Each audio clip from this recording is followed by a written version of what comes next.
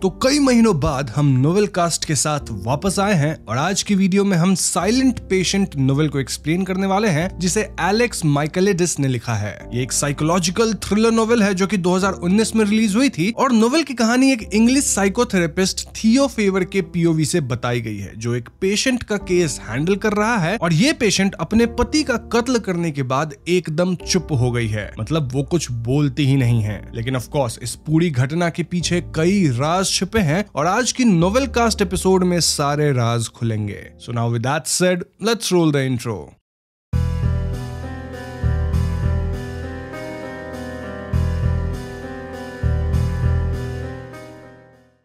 तो किताब की शुरुआत एक कोट से होती है और ये कोट है, but why does she not speak. मैं आपको बता दूं कि ये कोट एक ग्रीक ट्रेजेडी और यू कैन से एक ग्रीक प्ले से ली गई है जिसका नाम एल्सेस्टिस है। साइलेंट पेशेंट नोवेल में इस प्ले का कई बार जिक्र है, इनफैक्ट कहानी भी काफी हद तक इस प्ले से इंस्पायर्ड है। इस पे आगे हम वीडियो के एंड में और भी डिटेल में बात करेंगे। फिलहाल हम नोवेल के नरेटर से मिलते हैं जिसका नाम है थियो फेबर। थियो 42 साल का एक फोरेंसिक साइकोथेरेपिस्ट है जो कि लंदन में रहता है। थियो बताता है कि 6 साल पहले 25 अगस्त को अलिशिया नाम की औरत अपने पति गैब्रियल को जान से मार दी थी। उस टाइम अलिशिया 33 साल की थी और गैब्रियल 44 साल का था। गैब्रियल एक फोटोग्राफर था, वहीं अलिशिया एक पेंटर थी और एक दिन जब गैब्रियल किसी शूट से वापस आया तो अलिशिया उसके चेहरे पे 5 गोली मार के उसकी जान ले ली। पुलिस को गैब्रियल की लाश एक चेयर से बंधी मिली थी और अलिशिया भी वहीं पे पाई गई थी जहां अलिशिया अपना हाथ काट चुकी थी। अलिशिया को फौरन अस्पताल ले जाया गया जहां उसकी जान तो बच गई, लेकिन उस दिन के बाद अलिशिया कभी कुछ बोली ही नहीं। हॉस्पिटल से डिस्चार्ज होने के बाद अलिशिया एक पोर्ट्रेट यानी पेंटिंग बनाई और यूजुअली आर्टिस्ट पोर्ट्रेट पे अपनी सिग्नेचर करते हैं, लेकिन अलिशिया यहाँ एल्सेस्टिस लिखी थी। अब ये एक सेल्फ पोर्ट्रेट थी, यानी अलिशिया खुद की तस्वीर बनाई थी जिसमें वो नग्न थी और वो अपने पेंटर स्टूडियो में ब्रश पकड़े एक पेंटिंग के सामने खड़ी थी। इतना ही नहीं, ये पेंटिंग इतनी डिटेल्ड थी कि इसमें भी अलिशिया के कलाई पे कट्स थे। अब कत्ल के कुछ दिन बाद जब अलिशिया पूरी तरह से रिकवर हो गई तो उसे कोर्ट में पेश किया गया और यहाँ अगेन वो बिल्कुल भी चुप थी और जज ने अलिशिया के चुप्पी को उसके गुनाह का कन्फेशन माना। अलिशिया के लॉयर्स तुरंत इस केस को मेंटल हेल्थ वाली एंगल दे दिए, साइटिंग कि अलिशिया को बचपन से ही कुछ मेंटल हेल्थ इश्यूज रहे हैं और ऐसे में अलिशिया को जेल तो नहीं हुई लेकिन उसे द ग्रोव में भेज दिया गया जो कि एक मेंटल हेल्थ फैसिलिटी थी नॉर्थ लंदन के अंदर। तब से ही थियो को अलिशिया के केस में काफी दिलचस्पी है और आज उस घटना को 6 साल हो चुके हैं। अब इस पॉइंट पे थियो अपने बारे में बताने लगता है कि वो एक साइकोथेरेपिस्ट इसलिए बना क्योंकि उनका बचपन बहुत बुरा था। थियो अपने माता पिता के साथ बड़ा हुआ था, लेकिन यहाँ थियो के पिता काफी अब्यूजिव थे। 18 साल की उम्र में थियो यूनिवर्सिटी के लिए निकल गया, बट स्टिल उसे अपने पिता से जो ट्रॉमा मिला था उसके कारण उसकी मेंटल कंडीशन कुछ ठीक नहीं थी। उन दिनों थियो की हालत इतनी बुरी थी कि फर्स्ट सेमेस्टर में ही थियो खुद को खत्म करने की कोशिश किया था, बट कोशिश के नाकाम होने के बाद वो थेरेपी लेना चालू किया। थियो के थेरेपिस्ट रूथ उनकी काफी मदद किए और अब थियो 42 साल का है। इनफैक्ट वो खुद साइकोथेरेपिस्ट बन चुका है। अब इस पॉइंट तक कहानी में हम अलिशिया और थियो के बारे में थोड़ा जान पाए हैं, जहां थियो को अलिशिया के केस में काफी दिलचस्पी है। चीजें इंटरेस्टिंग तब होती है जब द ग्रोव में एक जॉब की ओपनिंग आती है और थियो जॉब के लिए अप्लाई कर देता है। सिर्फ अप्लाई ही नहीं करता बल्कि इंटरव्यू के बाद थियो को यहाँ जॉब भी मिल जाती है। तो आगे थियो जनवरी के महीने में द ग्रोव में पहली बार आता है और थियो की मुलाकात यूरी से होती है जो कि हेड साइकियाट्रिक नर्स है। यूरी थियो को स्टेफनी क्लार्क से मिलवाता है जो कि ग्रोव की नई मैनेजर है। इसके बाद थियो एक कम्युनिटी मीटिंग ज्वाइन करता है जहां सारे पेशेंट्स एंड डॉक्टर्स होते हैं और यहाँ पे पहली बार थियो अलिशिया को देख पाता है। इस पॉइंट पे हमें कुछ और डॉक्टर्स से इंट्रोड्यूस कराया जाता है जैसे कि लाजरस, देन इंदिरा, और ये दोनों ही थियो का इंटरव्यू लिए थे फॉर द ग्रोव। यहाँ थियो क्रिश्चियन नामक साइकियाट्रिस्ट से भी मिलता है जिसके साथ वो पहले भी काम कर चुका है, लेकिन इन दोनों के बीच उतनी बनती नहीं है। खैर मीटिंग के दौरान एलिफ नाम की एक पेशेंट ब्रोकन पूल स्टिक लेके कमरे में आती है और देखा जाए तो ये स्टिक एक वेपन की तरह है, इसलिए सभी अलर्ट हो जाते हैं क्योंकि ऑफ कोर्स एलिफ मानसिक रूप से ठीक नहीं थी। लेकिन थियो अपनी साइकियाट्री स्किल्स का इस्तेमाल करके एलिफ को काम डाउन करता है। ये सब लाजरस और इंदिरा देख रहे थे and they were impressed with थियो। अब इस घटना के बाद थियो लाजरस से पर्सनली मिलता है और वो समझ पाता है कि लाजरस को म्यूजिक का शौक है और वो म्यूजिक को एज थेरेपी भी इस्तेमाल करते हैं। ऑफ कोर्स लाजरस काफी ओल्ड भी है। प्रोफेसर लाजरस यहाँ बताते हैं कि द ग्रोव थोड़ा डेंजर में है। क्यों? क्योंकि यहाँ काफी कम पेशेंट्स हैं और इस जगह को चलाने में बहुत खर्च है। इसीलिए अगर मैनेजर स्टेफनी ग्रोव को ठीक से मैनेज नहीं कर पाती है तो द ग्रोव को कभी भी बंद किया जा सकता है। थियो सारी बात सुनता है लेकिन वो टॉपिक चेंज करके अलिशिया के बारे में लाजरस से पूछने लगता है। थियो चाहता था कि वो अलिशिया को इंडिविजुअल थेरेपी दे और लाजरस काइंड ऑफ इसके लिए अग्री कर जाता है। सो फाइनली थियो अलिशिया से मिल पाता है और इस मीटिंग के दौरान हेड नर्स यूरी भी इनके साथ था। थियो यूरी से बाहर जाने को कहता है और इस पे यूरी थोड़ा संकोच करता है क्योंकि अलिशिया थियो पे हमला कर सकती थी। इस पे थियो कहता है कि मेरे पास अटैक अलार्म है, यानी ऐसा हैंड हेल्ड अलार्म जिसे वो बजा देगा अगर अलिशिया उसके प्रति वॉयलेंट होती है। यूरी फाइनली मान जाता है एंड देन थियो अकेले में अलिशिया के सामने खुद को इंट्रोड्यूस करता है। इसके बाद दोनों बस साइलेंस में बैठे रहते हैं क्योंकि अलिशिया तो यहाँ कुछ बोलती ही नहीं। खैर मीटिंग खत्म होती है और मीटिंग के बाद थियो अलिशिया के फाइल्स को पढ़ना शुरू करता है। थियो को पता चलता है कि बचपन में अलिशिया की मॉम एक कार एक्सीडेंट में मारी गई थी और एक्सीडेंट के वक्त कार में अलिशिया भी थी, लेकिन समहाउ वो बच गई। इसके बाद अलिशिया को उसकी आंट लिडिया रोज पाली। फाइल में अलिशिया के सॉलिसिटर के बारे में डिटेल्स थी जिसका नाम मैक्स बेरेंसन है। अब जिन्हें सॉलिसिटर का मतलब नहीं पता उन्हें मैं बता दूं कि सॉलिसिटर यूजुअली लोगों को लीगल मैटर्स में या फिर विल वगैरह ड्राफ्ट करने में मदद करते हैं। नाउ ये तो डिटेल्स थी अलिशिया के लाइफ की बिफोर द ग्रोव, लेकिन ग्रोव में आने के बाद अलिशिया उसी इलिफ नामक पेशेंट पे फर्स्ट वीक में ही अटैक की थी। तो ये सब डिटेल्स जानने के बाद थियो लिडिया और मैक्स से कांटेक्ट करने की कोशिश करता है लेकिन वो उनसे बात करने में पूर्ण सक्षम नहीं हो पाता। खैर आगे थियो यूरी से एक पब में बात करता है और हम रीडर्स जान पाते हैं कि थियो की एक बीबी है जिसका नाम केथी है। यूरी भी बताता है कि वो तो डिवोर्स्ड है। इसके बाद नैरेटिव थियो और उसकी पत्नी केथी पे शिफ्ट होता है जहां हम जान पाते हैं कि केथी एक अमेरिकन बॉर्न एक्ट्रेस है। थियो और केथी एक डबल डेट पे मिले थे जहां वो दोनों अलग अलग पार्टनर्स के साथ थे, लेकिन ये दोनों एक दूसरे को ही पसंद कर लिए एंड देन साथ में डेट करने लगे। फिर क्रिसमस पे थियो प्रपोज कर दिया जिसके बाद अप्रैल में थियो और केथी की शादी भी हो गई। अब दोस्तों यहाँ मैं आपको बता दूं कि द साइलेंट पेशेंट नोवेल के अंदर कहानी सिर्फ थियो के पर्सपेक्टिव से ही नहीं बताई गई है, बल्कि कई बार हमें अलिशिया की डायरी भी पढ़ने को मिलती है जो कि वो रेगुलर बेसिस पे लिखा करती थी। मोस्टली डायरी एंट्रीज 6 साल पुरानी या फिर उससे भी पुरानी है क्योंकि उसके बाद ही अलिशिया ग्रोव में आई थी जब वो अपने पति को मारी थी। तो हाँ, डायरी एंट्रीज उससे पहले की है। तो अभी की जो डायरी एंट्री हम पढ़ते हैं उसमें हमें पता लगता है कि अलिशिया की माँ ईवा का कोई मामूली कार एक्सीडेंट नहीं हुआ था, रादर वो खुद कार को ठोक दी थी अपने आप को खत्म करने के लिए। ईवा को ड्रिंकिंग प्रॉब्लम थी and most shocking part is कि वो अलिशिया को भी अपने साथ कार में बिठा के ऐसा करी थी। दिस सजेस्ट्स कि उन्हें यह भी चिंता नहीं थी कि अलिशिया भी इसमें मर सकती है, ऑल्दो वो अलिशिया का सीट बेल्ट जरूर लगा दी थी, व्हिच शोज कि शी हैड कॉन्ट्रास्टिंग माइंडसेट। इसके बाद अलिशिया डायरी में लिखी होती है कि कैसे वो अपने लेटेस्ट पेंटिंग को लेकर स्ट्रगल कर रही थी। आई मीन ये पेंटिंग जीसस का होने वाला था एंड फाइनली वो जीसस के फेस के लिए अपने पति गैब्रियल का फेस ही चुनती है, यानी गैब्रियल रहेगा as Jesus. And this makes us think कि अगर अलिशिया अपने पति के इतने करीब थी कि वो जीसस के फेस के लिए अपने पति को एज मॉडल यूज करी, तो फिर वो अपने पति को क्यों मारी? बाय द वे, जैसा मैंने आपको बताया कि ये डायरी एंट्रीज 6 साल पहले की है ड्यूरिंग जुलाई टाइम, और अगस्त में अलिशिया गैब्रियल को मारी थी। यहाँ से कहानी वापस प्रेजेंट में थियो पे आती है जहां थियो चाहता था कि अलिशिया को कम मेडिकेशन पे रखा जाए ताकि अलिशिया का दिमाग एक्टिव रहे और थियो उसकी थेरेपी ठीक से कर सके। बस प्रॉब्लम ये थी कि अलिशिया के मेडिकेशन वाला पार्ट क्रिश्चियन संभाल रहा था जिससे थियो की बनती नहीं थी। स्टिल थियो क्रिश्चियन से बात करता है और यहाँ क्रिश्चियन थियो को लेके थोड़ा अनश्योर था। अनश्योर इसलिए क्योंकि ये पब्लिक नॉलेज थी कि द ग्रोव सही फाइनेंशियल सिचुएशन में नहीं है, मतलब कि ये जगह कभी भी बंद हो सकती है, और ऐसे में थियो यहाँ पे जॉब क्यों लिया? मतलब सोच के देखो, अगर आपको पता है कि कोई कंपनी बंद होने वाली है तो क्या आप उसमें जॉब लोगे? क्रिश्चियन क्लियरली कहता है कि अलिशिया का केस एक होपलेस केस है और थियो इस पे अपना टाइम वेस्ट ना करे। इनकी कॉन्वर्सेशन इंदिरा सुन लेती है और वो थियो में कॉन्फिडेंस दिखाती है, जिस वजह से क्रिश्चियन को अलिशिया की मेडिकेशन कम करने वाली बात माननी पड़ती है। वैसे यहाँ मैं आप सभी को बता दूं कि क्रिश्चियन और थियो के बातचीत के दौरान हमें पेशेंट एलिफ की भी थोड़ी बैक स्टोरी पता चलती है। एलिफ अपनी माँ और बहन को सोते वक्त सफोकेट करके मार डाली थी और इसी वजह से वो यहाँ द ग्रोव में एडमिटेड है। मोरओवर, जब अलिशिया का द ग्रोव में पहला हफ्ता था तो एलिफ उससे पूछने लग गई थी कि क्या गैब्रियल मरना डिजर्व करता था, उसका चेहरा कैसा था जब तुमने उसके चेहरे पे 5 गोलियां मारी, और इन्हीं बातों से इरिटेट होकर अलिशिया एलिफ पे हमला कर दी थी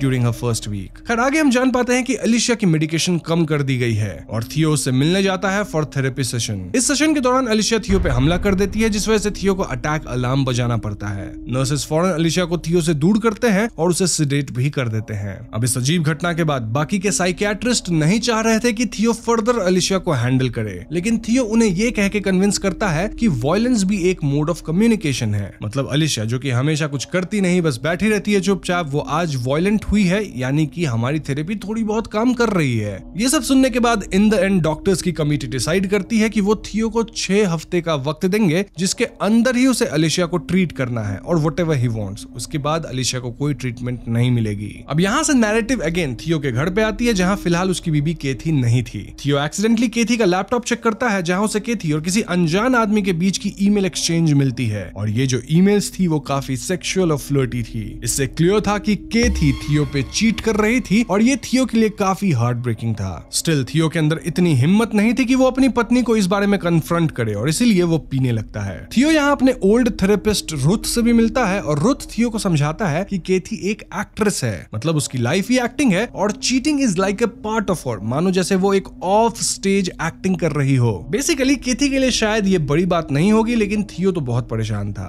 थियो चाह के भी केथी से अलग नहीं हो सकता था, क्योंकि उसके लिए Kathy was like a right hand, और भला कोई इंसान अपने हाथ को कैसे उखाड़ फेंक सकता है। एंड लाइक आई सेड, थियो केथी को कन्फ्रंट भी नहीं कर पा रहा था, so it was a bad situation. वहीं अगर ग्रोव की बात की जाए तो थियो अलिशिया के साथ थेरेपी सेशन कर रहा था, लेकिन अलिशिया कुछ बोल ही नहीं रही थी। ऐसे में थियो वापस से अलिशिया के सॉलिसिटर मैक्स से बात करने की कोशिश करता है, और इस बार मैक्स थियो से मिलने के लिए राजी हो जाता है। मैक्स बताता है कि वो पहले से ही अलिशिया को पसंद नहीं करता था, क्योंकि वो अजीब थी। आई मीन अलिशिया को मूड स्विंग्स होते थे, शी वाज वायलेंट समटाइम्स, और एक बार तो वो अपने पति गैब्रियल को मारने की धमकी भी दी थी। इतना ही नहीं, अपने पिता के मौत के बाद अलिशिया पिल्स वगैरह का ओवरडोज करके खुद को मारने की भी कोशिश की थी। बाय द वे, यहाँ मैं आप लिसनर्स को बता दूं कि मैक्स गैब्रियल का अडॉप्टेड भाई है। तो हाँ, मैक्स सिर्फ सॉलिसिटर ही नहीं था, बल्कि अलिशिया से थोड़ा क्लोज भी था, ऐसा हम कह सकते हैं। और देखा जाए तो बेसिकली मैक्स अलिशिया के बारे में सिर्फ नेगेटिव बातें ही बताता है। और जब थियो मैक्स के ऑफिस से निकल रहा होता है तो मैक्स की असिस्टेंट तान्या थियो से कहती है कि अगर तुम्हें अलिशिया के बारे में सब कुछ जानना है तो तुम्हें उसके कजन पॉल से मिलना होगा।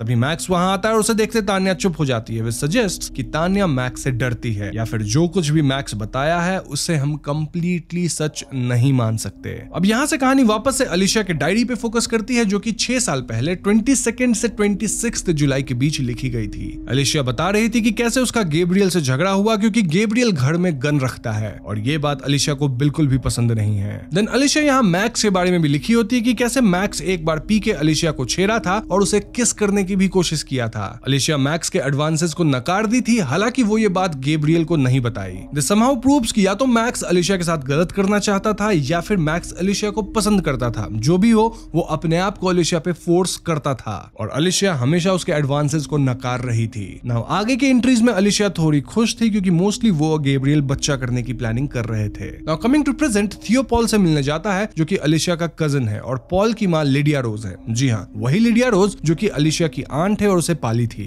थियो लिडिया के घर के बाहर पहुंचता है, जहां पॉल उस पर हमला करके उसे बेहोश कर देता है। जब थियो को होश आता है तो थियो बताता है कि कैसे वो अलिशिया का डॉक्टर है, और ऐसे में पॉल थियो से बात करने के लिए रेडी हो जाता है। पॉल बताता है कि उसकी माँ लिडिया और वो अलिशिया के पापा वर्नन के घर में मूव हुए थे। क्यों? क्योंकि लिडिया के हस्बैंड मर गए थे। ये मोस्टली एक टेम्पररी मूव थी, लेकिन इसके बाद अलिशिया की मॉम मारी गई, जिसके कारण पॉल और लिडिया वहीं रहने लगे। अब अलिशिया के पिता वर्नन भी कुछ साल बाद ही खुद को खत्म किए, और तब से लिडिया ही पॉल और अलिशिया का ख्याल रखी। पॉल के हिसाब से अलिशिया अपने पति को कभी नहीं मार सकती, क्योंकि वो वायलेंट नहीं थी। तभी इनकी बातों के बीच बूढ़ी लिडिया भी आती है, जिन्हें डिमेंशिया था। नाउ लिडिया पॉल के ऑपोजिट बातें बोलना शुरू करती है, यानी उनके हिसाब से अलिशिया बचपन से ही अजीब थी, देन वो अनग्रेटफुल थी और अपने पति को मारी भी होगी। लिडिया के हिसाब से अलिशिया को जेल में होना चाहिए, ना कि मेंटल इंस्टीट्यूशन में। सो ओवरऑल थियो वाज कंफ्यूज्ड, क्योंकि लिडिया कुछ कह रही है और पॉल कुछ और ही कह रहा था। एंड थियो दोनों की बातों पे पूरा यकीन नहीं कर सकता था, क्योंकि पॉल पियक्कर था और लिडिया को डिमेंशिया था। इसके बाद थियो जॉन फेलिक्स से मिलने जाता है, जो कि उस गैलरी का मैनेजर था जहां अलिशिया की पेंटिंग्स लगाई जाती थी। यानी जॉन फेलिक्स और अलिशिया काफी क्लोज होंगे, तो वो शायद थियो को अलिशिया के बारे में कुछ बता सके। सो जॉन फेलिक्स थियो को अलिशिया की 4 पेंटिंग्स दिखाता है। पहली पेंटिंग थी अलिशिया और उसके माँ की कार एक्सीडेंट की रिप्रेजेंटेशन। दूसरी पेंटिंग थी जीसस ऑन द क्रॉस, जहां वो अपने पति गैब्रियल को एज जीसस बनाई थी। तीसरी पेंटिंग नग्न लिडिया की थी, जो कि काफी ओबीज है और बेड पे पड़ी थी। एंड फाइनल पेंटिंग थी खुद की नग्न पोर्ट्रेट, जिसके बारे में मैंने आपको स्टार्ट में बताया ही है। थियो यहाँ पेंटिंग में एक न्यू डिटेल नोटिस करता है। आई मीन पेंटिंग के अंदर जो एप्पल्स थे उसमें मैगेट्स दिख रहे थे। जॉन फेलिक्स यहाँ ये भी रिवील करता है कि अलिशिया अपने पिता को नहीं चाहती थी। And this again is contradicting, क्योंकि थियो ये जानता था कि अपने पिता के मरने के बाद ही अलिशिया खुद को खत्म करने की कोशिश की थी, which indirectly proves कि वो अपने पिता को चाहती थी। बट थियो तो कह रहा है कि नहीं, वो अपने अपने पिता को हेट करती थी। यहाँ अगेन ग्रीक प्ले एल्सिस्टिस का जिक्र है और ये कनेक्शन मैं आपको इस नोवेल कास्ट के एंड में तो बताऊंगा ही। वैसे यहाँ एक इंपॉर्टेंट डिटेल ये है कि अलिशिया जॉन फेलिक्स के गैलरी को छोड़ने का प्लान करने लग गई थी, जिसके बारे में जॉन फेलिक्स को भी पता चल गया था और ये बात जॉन फेलिक्स थियो से छिपाया, बट थियो समहाउ इसका पता लगा लिया। खैर, तो अब तक थियो एक बात समझ गया था कि अलिशिया को लेके हर किसी के बहुत अलग परसेप्शंस हैं और क्योंकि अब अलिशिया बोलती नहीं है तो बेस्ट वे होगा कि अलिशिया को पेंटिंग कैनवस और ब्रश दिया जाए, क्योंकि अलिशिया हमेशा खुद के इमोशंस को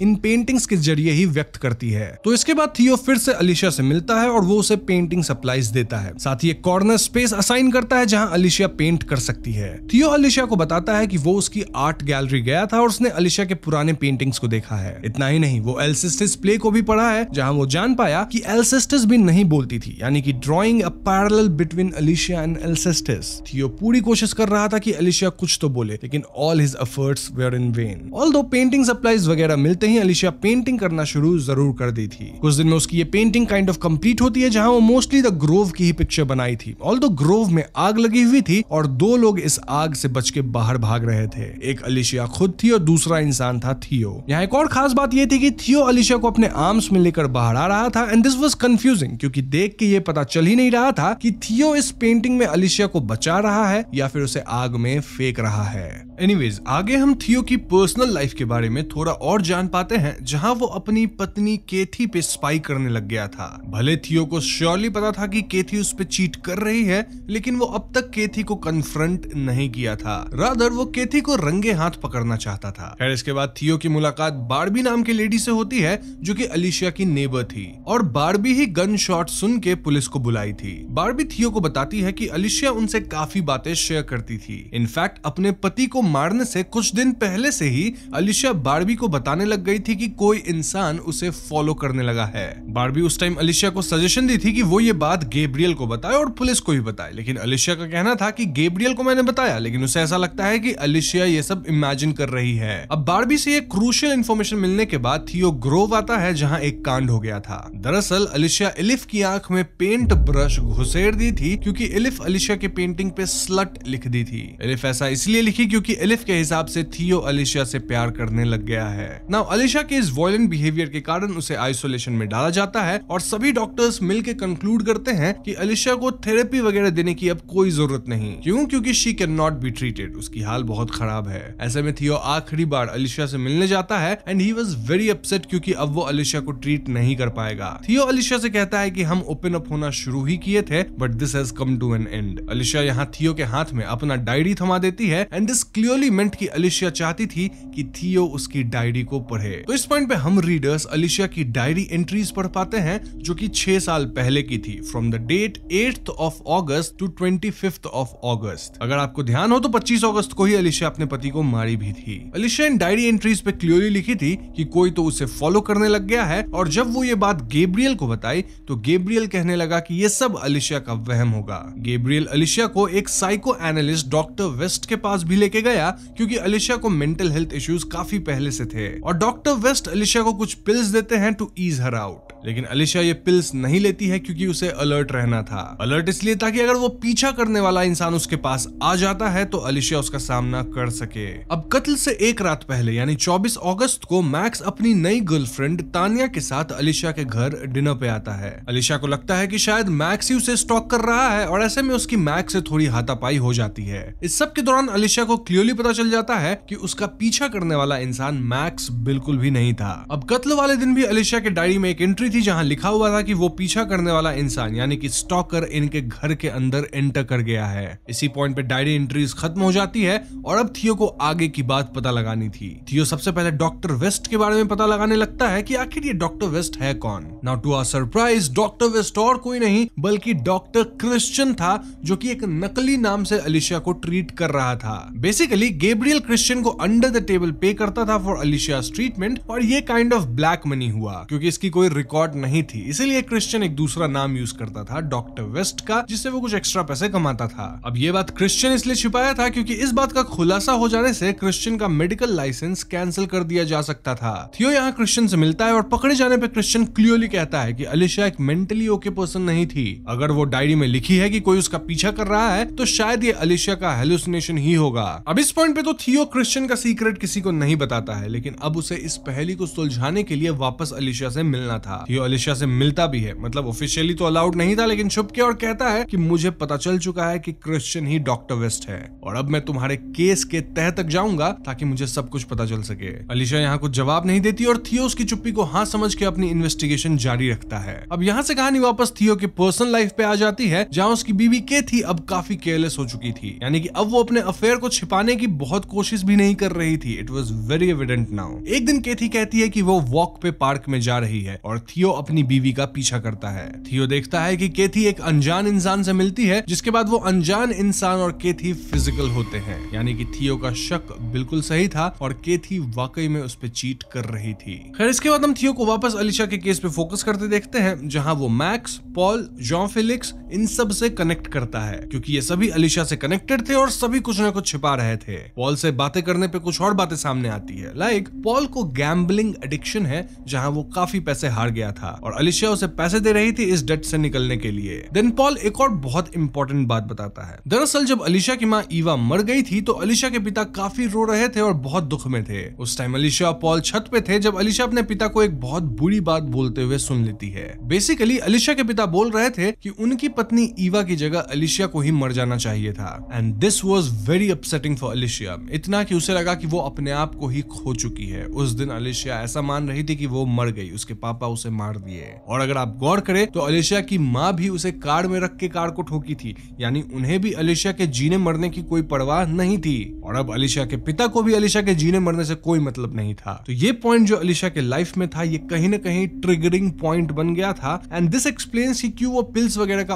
ओवरडोज सब की होगी इन हर लाइफ और क्यों वो मेंटली इतनी ब्रोकन है। ये बात पता लगते थियो तुरंत अलीशा से इलीगली वापस मिलता है और थियो कहता है कि उसे सब कुछ पता चल चुका है। थियो यहाँ अलीशा के पिता वाली बात उठाता है और ये बात सुन के अलीशा का एक्सप्रेशन बदल जाता है, एंड दिस इंडिकेट्स कि अलीशा आज भी इस बात से ट्रिगर होती है। थियो कहता है कि उसे अलीशा से मिलना अलाउड नहीं है और लाजरस को जब पता चलेगा कि थियो छुप के अलीशा से मिल रहा है तो शायद वो थियो को फायर भी कर देगा, बट उससे पहले थियो को ये मिस्ट्री सॉल्व करनी है कि आखिर 25 अगस्त को हुआ क्या था। अब इस पॉइंट पे एक मिरेकल होता है। मिरेकल ये कि अलीशा बोलने लगती है। जी हाँ दोस्तों, अलीशा थियो से डायरेक्टली पूछती है कि तुम्हें मुझसे क्या चाहिए। थियो अलीशा की आवाज सुन के बहुत खुश होता है और वो अलीशा को बोलते रहने के लिए कहता है। अब दोस्तों क्योंकि अलीशा बोलने लग गई थी, this was kind of a success for थियो, और इसीलिए लाजरस वापस से थियो को अलीशा पे वर्क करने की परमिशन दे देता है। अपने अगले सेशन में थियो पूरा प्रिपेयर्ड होकर जाता है और यहाँ अलीशा अपनी कहानी बताती है। सबसे पहले अलीशा थियो को एक्सप्लेन करती है कि उसने बात करना क्यों बंद कर दिया था। तो कत्ल के तुरंत बाद वो बोलने का ट्राई की थी, लेकिन उसके मुंह से आवाज ही नहीं निकली। ये शायद ट्रॉमा और शॉक की वजह से हुआ था, और जब तक अलीशा बोलने के काबिल वापस से हुई तब तक इट वाज टू लेट, इसलिए वो चुप रहना ही ठीक समझी। इस पे थियो पूछता है कि अलीशा अब क्यों बोलने लग गई है। तो इसके जवाब में अलीशा कहती है तुम्हारी वजह से, यानी थियो की वजह से वो अब बोलने लगी है। वो चाहती है कि थियो समझे कि गैब्रियल की मौत की रात उसके साथ क्या हुआ था। तो अलीशा बताती है कि कोई वाकई उसको फॉलो कर रहा था और 25 अगस्त को वो स्टॉकर अलीशा के घर में घुसा।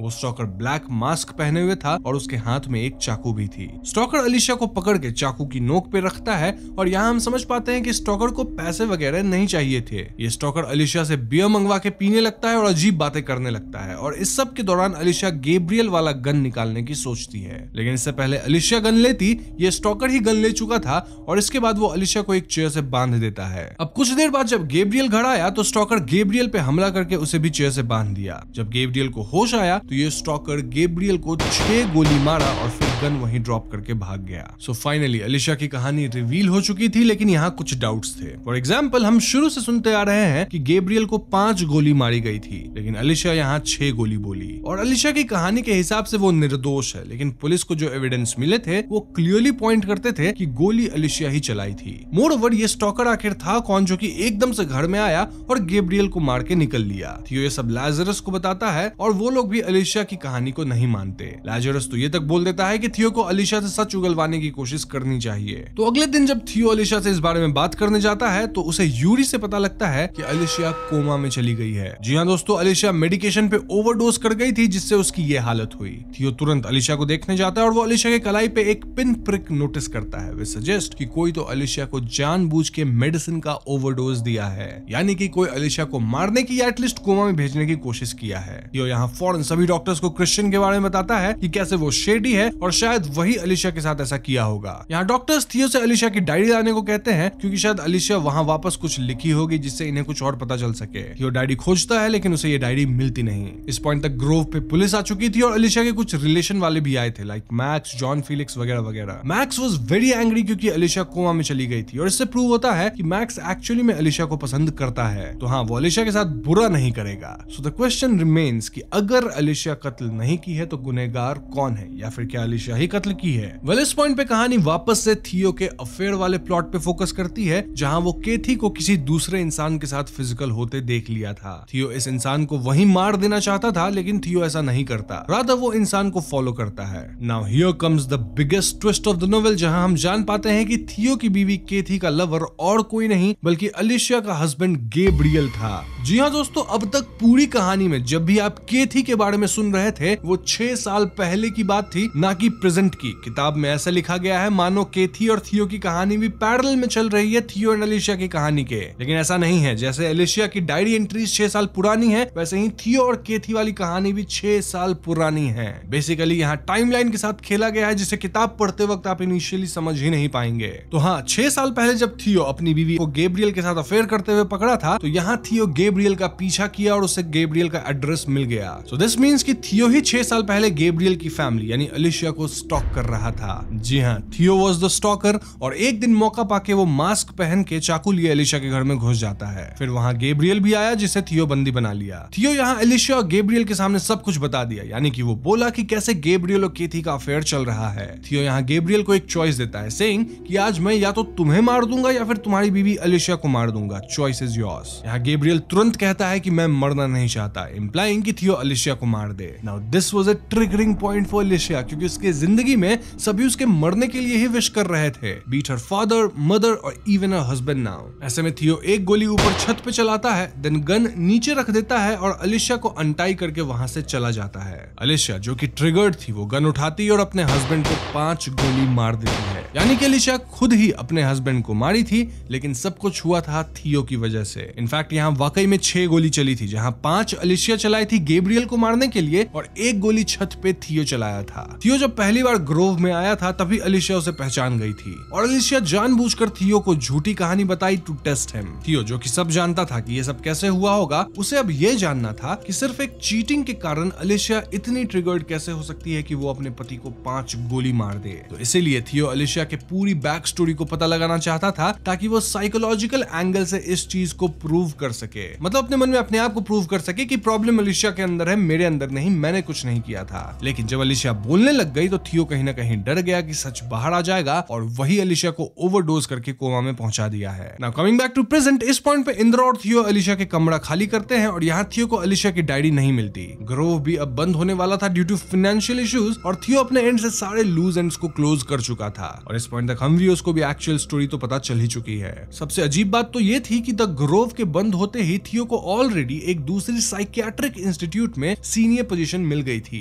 थियो यहाँ रिवील करता है कि पिछले साल ही वो अपनी पत्नी केथी के साथ अपने होम टाउन में शिफ्ट हो गया है। थियो की पत्नी केथी अब भी उसके साथ है और थियो शायद उसे आज तक कन्फ्रंट किया ही नहीं। ऑल्दो केथी अब पहले जैसी नहीं रही, रादर वो एकदम इमोशनलेस मूर्ति जैसी बन गई है। क्यों? क्योंकि वो जिस इंसान को चाहती थी उसकी तो मौत हो चुकी है। इन शॉर्ट हम कह सकते हैं कि केथी भी डिप्रेस्ड है और वो बस कहने को जिंदा है, लाइक अ घोस्ट। प्रेजेंट में थियो अपने घर पे केथी को अलिशा के ओवरडोज के बारे में बताता है, लेकिन केथी बिल्कुल भी रिएक्ट नहीं करती। अब कुछ समय बाद थियो के घर पे पुलिस आती है और यहाँ आता है एक और ट्विस्ट। दरअसल अलिशा के कोमा में जाने के बाद जॉन फेलिक्स अलिशा के आर्ट सप्लाईज वगैरह को वापस लेने गया था, जहाँ एक वुडन ड्रॉइंग फ्रेम के पीछे उसे अलिशा की डायरी छुपी हुई मिलती है। कोमा में जाने से पहले अलिशा अपनी डायरी में सब कुछ सच सच लिख दी थी, यानी कि यहाँ वो रिवील कर दी थी कि थियो क्या सब किया था। जॉन फेलिक्स ये डायरी पुलिस को दिया और पुलिस इस बारे में थियो से बात करने आई थी। थियो को पता चल जाता है कि अब वो शायद नहीं बच सकता, बट फॉर सम रीजन वो थोड़ा चैन की सांस लेता है। यहीं पे द साइलेंट पेशेंट नोवेल की कहानी खत्म हो जाती है। तो दोस्तों ये थी पूरे नोवेल की कहानी और कहानी को सुन के आप समझ ही गए होंगे कि यहाँ क्या हुआ। इसे समराइज किया जाए तो अलिशा के पति का थियो की वाइफ के साथ चक्कर चला और जब थियो को ये पता लगा तो वो अलिशा और गैब्रियल पे हमला कर दिया। यहाँ कुछ ऐसी बातें बातें हुई जिससे अलिशिया का पास्ट ट्रॉमा ट्रिगर हो गया और वो अपने पति को शूट करके मार दी। लेकिन मेटाफोरिकली अलिशिया के हाथ में गन थमाने वाला थियो था। तो कातिल कौन हुआ, वो जो किलर के हाथ में बंदूक दिया या फिर जो इस बंदूक का ट्रिगर दबाया? इसी थॉट के साथ ये नोवेल हमें छोड़ जाती है। अब एंडिंग में एक बात क्लियर कर दिया गया है कि मोस्टली थियो भी पकड़ा जाएगा और अगर सब कुछ प्रूव हो गया तो शायद उसे भी सजा मिल जाएगी। वैसे एक मेंटल पेशेंट की डायरी को किस हद तक एक सबूत माना जाएगा ये कोई कह नहीं सकता।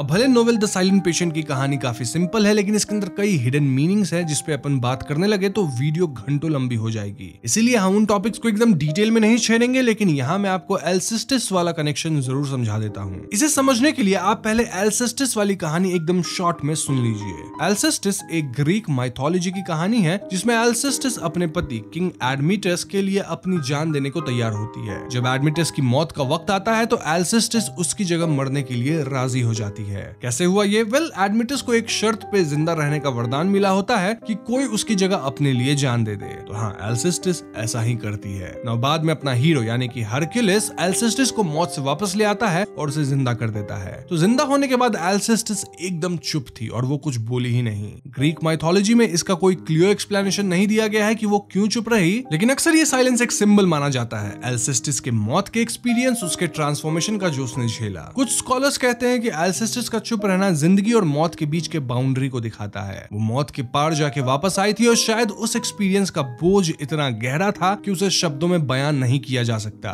ये उसके इमोशनल स्टेट को भी रिप्रेजेंट करता है कि अपने पति के लिए अपनी जान देने के बाद के एहसास को और वापस जिंदा होने के शौक को। नाउ यूरिपिडस का प्ले एल्सेस्टिस द साइलेंट पेशेंट का एक डोमिनेंट सिंबल है और कई तरीकों में दिखाई देता है। एल्सेस्टिस का कैरेक्टर खुद अलिशिया का एक क्लियर रिप्रेजेंटेशन है। दोनों औरतें अपने हस्बैंड्स के धोखे का सामना करती हैं और जब उनके हस्बैंड्स के जान पे आती है तो वो अपनी जान को अपनी पत्नियों के ऊपर तरजीह देते हैं, यानी पत्नी मर जाए मैं बच जाऊं। अलिशिया का अपना सेल्फ पोर्ट्रेट पर एल्सेस्टिस लिखना इस बात को हाईलाइट करता है कि उसने इस सिंबॉलिक रेलेवेंस को समझा है। एल्सेस्टिस द साइलेंट पेशेंट का प्रतीक है, एक धोखा खा चुकी औरत, एक ऐसी इंसान जो विश्वासघात से गुजर चुकी है। वो बेआवाज है लेकिन उसका साइलेंस अपने आप में एक मैसेज है जो उसके डिसअपॉइंटमेंट, दुख और गुस्सों को एक्सप्रेस करता है। इस तरीके से वो नॉन वर्बल कम्युनिकेशन की पावर को भी दिखाती है जिसमें कभी कभी चुप रहने में सबसे ज्यादा बात कही जा सकती है। एल्सेस्टिस सिर्फ एक कैरेक्टर ही नहीं बल्कि प्ले का नाम भी है जो अलिशिया जॉन फेलिक्स के साथ देखती है और थियो से पढ़ता है। द साइलेंट पेशेंट की शुरुआत एक एपिग्राफ से होती है जो प्ले की एक लाइन है, एंड दैट लाइन वाज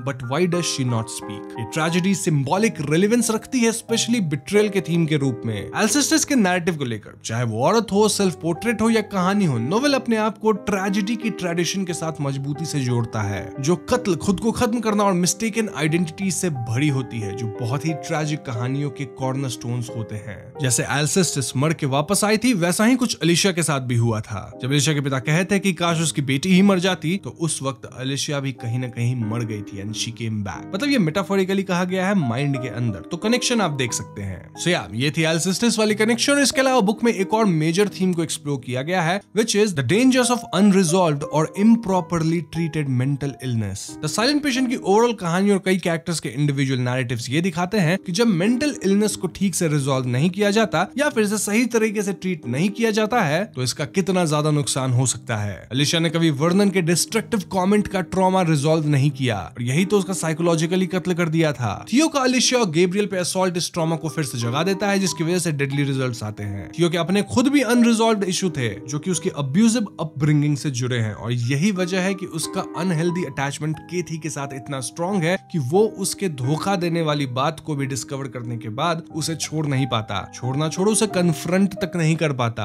और थियो के इस बिहेवियर के कारण ना सिर्फ वो खुद का नुकसान करता है बल्कि यहाँ अलिशिया की तो पूरी लाइफ ही बदल गई। फिर अलिशिया की माँ ईवा है जिसके मेंटल हेल्थ इश्यूज थे जिनसे वो शायद स्ट्रगल करती थी और बाद में खुद को खत्म की, जहाँ वो अलिशिया को भी मार सकती थी। वैसे नोवेल उनके इंटेंट को यहाँ कभी क्लियर नहीं करता है कि वो ऐसा क्यों की थी। और थियो के फादर को भी वो बिलीव करता है कि उनका अनडायग्नोज्ड पर्सनालिटी डिसऑर्डर था। एंड नोवेल के अंदर ये भी हिंट किया गया है कि थियो के फादर के अंदर भी एक अनडायग्नाइज्ड पर्सनालिटी डिसऑर्डर था। नोवेल का setting the Grove medical facility और थियो का प्रोफेशन बार बार इस थीम को हाईलाइट करता है क्योंकि सेकेंडरी कैरेक्टर्स भी मेंटल हेल्थ इश्यूज से स्ट्रगल करते हुए दिखते हैं। अब चाहे हम वायलेंट पेशेंट इलिफ की बात कर ले या फिर यूरी की, सबके अंदर कोई ना कोई डेफिनेशन जरूर थी। कैरेक्टर्स को स्पेक्ट्रम के दोनों एंड्स पे दिखाकर पेशेंट और केयरगिवर, डॉक्टर, नर्स के रूप में नोवेल ये क्लियर करता है कि ये प्रॉब्लम्स कितनी यूनिवर्सल है। पेशेंट और केयर गिवर के बीच की ब्लडी लाइंस क्रिश्चियन के कमेंट में दिखाई देती है जब वो थियो से कहता है कि she is the patient, you know, not you. इसी तरह से द ग्रोव के नर्स स्टेशन का डिस्क्रिप्शन भी ये ब्लड लाइंस रीइंफोर्स करता है। The patients hovered restlessly outside, staring and watching us, so we were the ones under constant observation. So yes, mental health problems उनका सही तरीके से ट्रीटमेंट कैसे किया जाए, इस पे भी सवाल उठाए गए हैं इस नोवेल के अंदर। जैसे जब क्रिश्चियन प्राइवेटली एलिशा को ट्रीट करता है तो वो उसे एंटीसाइकोटिक्स प्रिस्क्राइब करता है। अगर डॉक्टर उसकी जगह टॉक थेरेपी का इस्तेमाल करता तो क्या गैब्रियल की डेथ को अवॉइड किया जा सकता था? और क्या डॉक्टर वेस्ट यानी कि क्रिश्चियन एलिशा को बेटर तरीके से ट्रीट कर सकता था? ये सारे सवाल भी नोवेल अपने साथ छोड़ जाता है। सो यस, अब तक मैंने दो थीम्स पे बात कर ली है, मेंटल इलनेस पे एंड देन एल्सेस्टिस वाला connection. But like I said, यहाँ और भी कई सारे थीम्स है, लेकिन मैं सबको एक ही वीडियो के अंदर एक्सप्लोर नहीं कर सकता क्योंकि ये नोवेल कास्ट ऑलरेडी काफी लंबी हो गई है। इन सारे थीम्स को एक्सप्लोर करने के लिए आपको किताब पढ़ना ही पड़ेगा and overall this book is good, तो आप इसे जरूर पढ़ सकते हैं। इसी पॉइंट पे मैं नोवेल कास्ट के इस एपिसोड को खत्म करना चाहूंगा, लेकिन अगर आपके मन में कोई डाउट है कहानी को लेके तो आप मुझसे कमेंट सेक्शन में जरूर पूछ लीजिएगा। एपिसोड पसंद आए तो उसे लाइक और शेयर करें, साथ ही चैनल पे नए हैं तो हमें सब्सक्राइब भी कीजिएगा क्योंकि हम अपने चैनल पे ऐसे वीडियोस लाते रहते हैं। पीस।